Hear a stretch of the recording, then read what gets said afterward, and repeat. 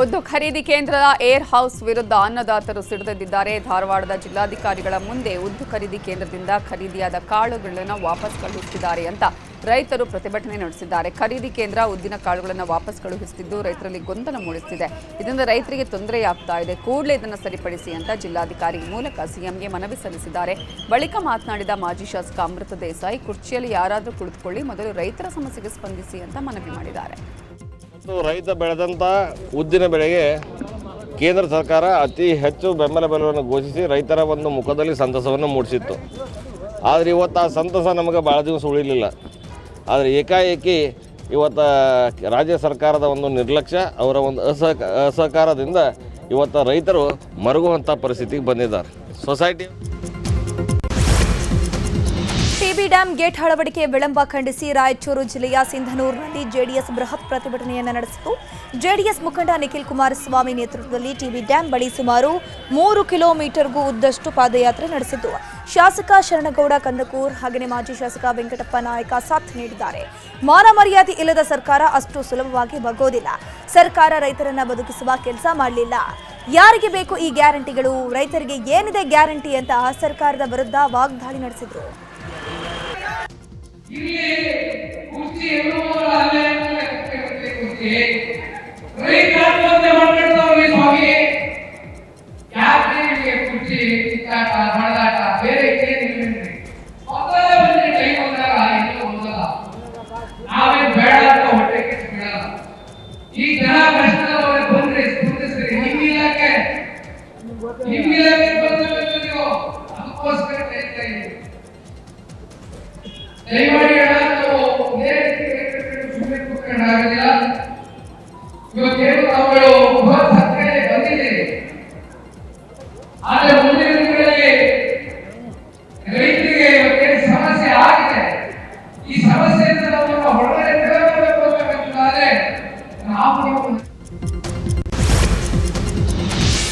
ವಿವಿಧ ಬೇಡಿಕೆಗಳ ಈಡೇರಿಕೆಗೆ ಆಗ್ರಹಿಸಿ ಅತಿಥಿ ಉಪನ್ಯಾಸಕರು ಗದಗ ಜಿಲ್ಲಾಧಿಕಾರಿ ಕಚೇರಿ ಮುಂದೆ ಅಹೋರಾತ್ರಿ ಧರಣಿ ಸತ್ಯಾಗ್ರಹ ಹಮ್ಮಿಕೊಂಡಿದ್ದಾರೆ. ಬೆಂಗಳೂರು, ಮೈಸೂರು, ಮಂಡ್ಯ, ಗದಗ, ಬಾಗಲಕೋಟೆ, ಚಿತ್ರದುರ್ಗ ಸೇರಿ ರಾಜ್ಯದ ವಿವಿಧ ಜಿಲ್ಲೆಗಳಿಂದ ಆಗಮಿಸಿ ಅತಿಥಿ ಉಪನ್ಯಾಸಕರು ಪ್ರತಿಭಟನೆಯಲ್ಲಿ ಭಾಗಿಯಾಗಿದ್ದಾರೆ. ಪ್ರತಿಭಟನೆ ವೇಳೆ ದಿಢೀರ್ ಓರ್ವ ಉಪನ್ಯಾಸಕ ಮೈ ಮೇಲೆ ಪೆಟ್ರೋಲ್ ಸುರಿಕೊಂಡು ಆತ್ಮಹತ್ಯೆಗೆ ಪ್ರಯತ್ನಿಸಿದ್ದು ಭಾರೀ ಹೈಡ್ರಾಮವೇ ನಡೆದಿದೆ.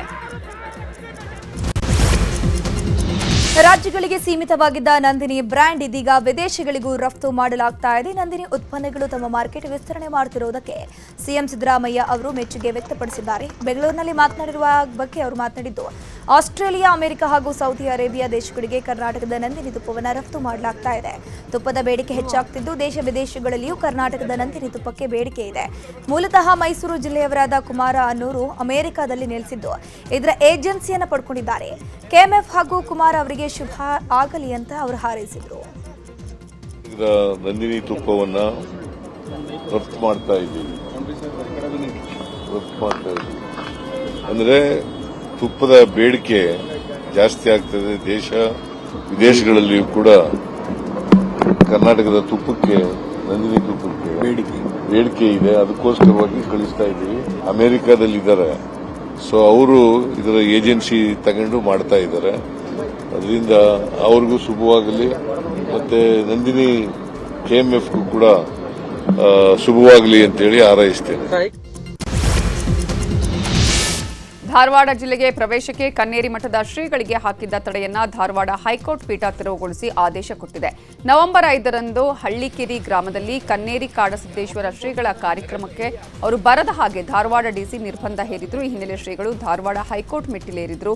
ವಿಚಾರಣೆ ನಡೆಸಿದ ಏಕಸದಸ್ಯ ಪೀಠದ ನ್ಯಾಯಮೂರ್ತಿಗಳು ನಿರ್ಬಂಧ ತೆರವುಗೊಳಿಸಿದ್ದಾರೆ.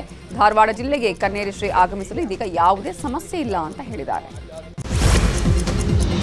7 ಕೋಟಿ 11 ಲಕ್ಷ ಹಣ ದರೋಡೆ ಪ್ರಕರಣ ಸಂಬಂಧ ಮತ್ತೆ ಪೊಲೀಸರು 47 ಲಕ್ಷ ಹಣವನ್ನು ಜಪ್ತಿ ಮಾಡಿಕೊಂಡಿದ್ದಾರೆ. ಕೊಪ್ಪಂನ ನವೀನ್ ಮನೆಯಲ್ಲಿ ಸಿದ್ದಾಪುರ ಪೊಲೀಸರು ಹಣ ಸೀಸ್ ಮಾಡಿರುವಂತದ್ದು.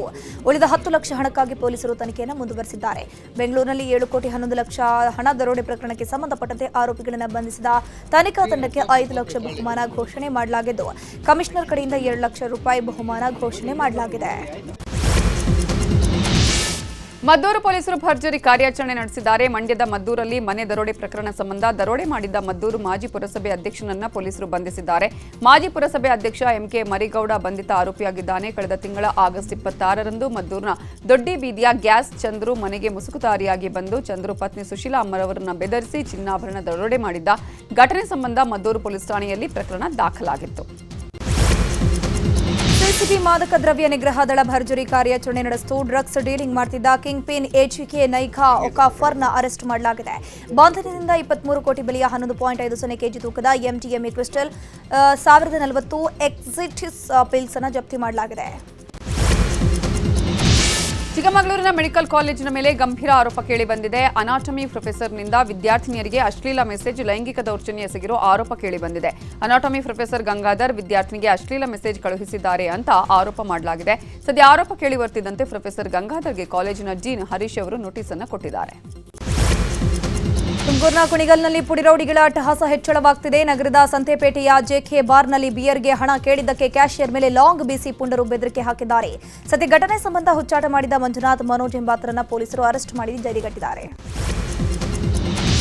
ಕ್ಯಾಪ್ಟನ್ ಮತ್ತು ಭೀಮಾ ನಡುವೆ ನಡೆದ ಕಾದಾಟದ ವಿಡಿಯೋ ವೈರಲ್ ಆಗಿದೆ. 10 ದಿನಗಳ ಹಿಂದೆ ಹಾಸನದ ಬೇಲೂರು ತಾಲೂಕಿನ ಜಗಬೋರನಹಳ್ಳಿಯಲ್ಲಿ ಕಾದಾಟ ನಡೆದಿತ್ತು. ಸದ್ಯ ಇದೇ ವಿಡಿಯೋ ಸೋಷಿಯಲ್ ಮೀಡಿಯಾದಲ್ಲಿ ವೈರಲ್ ಆಗಿದೆ. ನಾಳೆ ಸಿಎಂ ಸಿದ್ದರಾಮಯ್ಯ ಸಾರಿಗೆ ನೌಕರರ ಸಂಘಟನೆಗಳ ಮುಖಂಡರೊಂದಿಗೆ ಮಹತ್ವದ ಸಭೆ ನಡೆಸಲಿದ್ದಾರೆ. ವೇತನ ಹೆಚ್ಚಳ ಮತ್ತು 38 ತಿಂಗಳ ವೇತನ ಹೆಚ್ಚಳ ಹಿಂಬಾಕಿ ಪಾವತಿಗೆ ಆಗ್ರಹಿಸಿ ಸಾರಿಗೆ ನೌಕರರು ಕಳೆದ ಆಗಸ್ಟ್ನಲ್ಲಿ ಮುಷ್ಕರಕ್ಕೂ ಮುಂದಾಗಿದ್ದರು. ಆಗ ಹೈಕೋರ್ಟ್ನಲ್ಲಿ ನಿರ್ದೇಶನದಂತೆ ನೌಕರರು ಮುಷ್ಕರದಿಂದ ಹಿಂದೆ ಸರಿದಿದ್ದರು. ಉತ್ತರ ಪ್ರದೇಶದ ಅಯೋಧ್ಯೆಯಲ್ಲಿ ರಾಮಧ್ವಜ ಪ್ರತಿಷ್ಠಾಪನೆ ವಿಜೃಂಭಣೆಯಿಂದ ನಡೆದಿದೆ. ಆರ್ಎಸ್ಎಸ್ ಮುಖ್ಯಸ್ಥ ಮೋಹನ್ ಭಾಗವತ್ ಹಾಗೂ ಪ್ರಧಾನಿ ನರೇಂದ್ರ ಮೋದಿ ಒಟ್ಟಾಗಿ ರಾಮಧ್ವಜಾರೋಹಣ ಮಾಡಿದ್ದಾರೆ. ಸರಿಯಾಗಿ 11:52ಕ್ಕೆ ಧ್ವಜಾರೋಹಣ ಆಗಿದ್ದು, ಧ್ವಜದ ಮೇಲೆ ಸೂರ್ಯ, ಕೋವಿದಾರ ವೃಕ್ಷದ ಚಿತ್ರ, ಓಂಕಾರ ಚಿಹ್ನೆ ಇದ್ದು 11 ಅಡಿ ಅಗಲ 22 ಅಡಿ ಉದ್ದದ ಧ್ವಜ ರಾಮಮಂದಿರ ಶಿಖರದಲ್ಲಿ ರಾರಾಜಿಸಿದೆ. ಧ್ವಜಾರೋಹಣದ ಬಳಿಕ ನೆರೆದಿದ್ದ ಭಕ್ತಗಣ ಜೈ ಶ್ರೀರಾಮ್ ಅನ್ನುವ ಘೋಷಣೆಯನ್ನ ಮೊಳಗಿಸಿದೆ. ಶ್ರೀರಾಮನೂರಿನಲ್ಲಿ ಧ್ವಜಾರೋಹಣ ನಡೆಸಿದ ಬಳಿಕ ಕಾರ್ಯಕ್ರಮ ಉದ್ದೇಶಿಸಿ ಮಾತನಾಡಿದ ಪ್ರಧಾನಿ ಮೋದಿ, ಧ್ವಜದ ಮೇಲೆ ಭಗವಾ ಬಣ್ಣ ರಾರಾಜಿಸ್ತಾ ಇದೆ. ಧ್ವಜದಲ್ಲಿ ಕೋವಿದರ ವೃಕ್ಷ ಹಾಗೂ ಸೂರ್ಯವಂಶದ ಚಿಹ್ನೆ ಇದೆ. ಇವೆಲ್ಲವೂ ರಾಮರಾಜ್ಯದ ಸಂಕೇತ ಅಂತ ಹೇಳಿದರು. ನವೆಂಬರ್ 28ರಂದು ಪ್ರಧಾನಿ ನರೇಂದ್ರ ಮೋದಿ ಉಡುಪಿಗೆ ಭೇಟಿ ಹಿನ್ನೆಲೆ ಬಿಗಿ ಬಂದೋಬಸ್ತ್ ಕೈಗೊಳ್ಳಲಾಗಿದೆ. ಕೃಷ್ಣ ಮಠದಲ್ಲಿ ಬೀಡು ಬಿಟ್ಟಿರುವ ಎಸ್ಪಿಜಿ ತಂಡ ಕೃಷ್ಣ ಮಠದ ಸುತ್ತಲಿನ ಪ್ರದೇಶವನ್ನು ಪರಿಶೀಲನೆ ನಡೆಸಿದೆ. ಹಿರಿಯ ಅಧಿಕಾರಿಗಳಿಂದ ಮಠದ ಸಿಬ್ಬಂದಿಗಳ ಜೊತೆ ಸಮಾಲೋಚನೆ ನಡೆಸಿದ್ದು, ಪ್ರಧಾನಿಗಳ ಮಠದ ಕಾರ್ಯಕ್ರಮಗಳ ವಿವರವನ್ನು ಪಡೆದುಕೊಂಡು ತನಿಖೆಯನ್ನ ಮಾಡಿದೆ. ಪ್ರಧಾನಿ ತೆರಳಲಿರುವ ಗೀತಾ ಮಂದಿರದ ವೀಕ್ಷಣೆ ಮಾಡಿದ್ದು, ಲಕ್ಷ ಕಂಠ ಪಾರಾಯಣ ನಡೆಯುವ ಪೆಂಡಾಲ್ನಲ್ಲೂ ಎಸ್ಪಿಜಿ ಶ್ವಾನದಳದಿಂದ ನಿರಂತರ ಪರಿಶೀಲನೆ ನಡೆಸಲಾಗುತ್ತಿದೆ. ಕುಕ್ಕೆ ಸುಬ್ರಹ್ಮಣ್ಯದಲ್ಲಿಂದು ಚಂಪಾಷಷ್ಠಿ ಮಹೋತ್ಸವ ಹಿನ್ನೆಲೆಯಲ್ಲಿ ಅಪಾರ ಸಂಖ್ಯೆಯಲ್ಲಿ ಭಕ್ತರು ಕುಕ್ಕೆಗೆ ಭೇಟಿ ನೀಡ್ತಾ ಇದ್ದಾರೆ.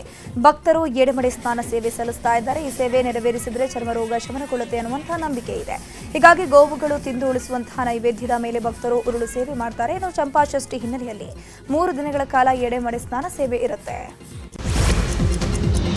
ಸಾಕುನಾಯಿಗೆ ಸೀಮಂತ ಮಾಡಿರೋ ಘಟನೆ ಉತ್ತರ ಕನ್ನಡ ಜಿಲ್ಲೆಯ ಹಳಿಯಾಳದಲ್ಲಿ ನಡೆದಿದ್ದು, ಪ್ರೇಮ ಮತ್ತು ಪ್ರಭು ಶಿಗ್ಲಿ ದಂಪತಿ ತಾವು ಸಾಕಿದ ನಾಯಿಗೆ ಸಾಂಪ್ರದಾಯಿಕವಾಗಿ ಸೀಮಂತ ಕಾರ್ಯ ಮಾಡಿದ್ದಾರೆ. ಮೊದಲ ಬಾರಿಗೆ ಸೋನಿ ಹೆಸರಿನ ನಾಯಿ ಗರ್ಭಿಣಿಯಾಗಿದ್ದು, ಮುತ್ತೈದೆಯರಿಂದ ನಾಯಿಗೆ ಆರತಿ ಬೆಳಗಿ ಸೀರೆ, ಆಭರಣ, ಹಣ್ಣು ಹಂಪಲು ಇಟ್ಟು ಅದ್ದೂರಿಯಾಗಿ ಸೀಮಂತ ನಡೆಸಿದ್ದಾರೆ. 12,000 ವರ್ಷಗಳ ನಂತರ ಇಥಿಯೋಪಿಯಾದಲ್ಲಿ ಜ್ವಾಲಾಮುಖಿ ಸ್ಫೋಟಗೊಂಡಿದೆ. ಜ್ವಾಲಾಮುಖಿ ಸ್ಫೋಟದಿಂದ ಆಕಾಶದಲ್ಲಿ ಹೊಗೆ ಮತ್ತು ಭೂತಿ ಆವರಿಸಿದೆ. ಜ್ವಾಲಾಮುಖಿಯ ಹೊಗೆ ದೆಹಲಿ ಎನ್ಸಿಆರ್ ತಲುಪಿದೆ. ಹವಾಮಾನ ಇಲಾಖೆ ಈ ಘಟನೆಯನ್ನು ಸೂಕ್ಷ್ಮವಾಗಿ ಗಮನಿಸ್ತಾ ಇದ್ದು, ಭಾರತ ಸೇರಿ ಹಲವು ದೇಶಗಳ ವಿಮಾನಗಳ ಮಾರ್ಗ ಬದಲಾವಣೆ ಮಾಡಲಾಗಿದೆ.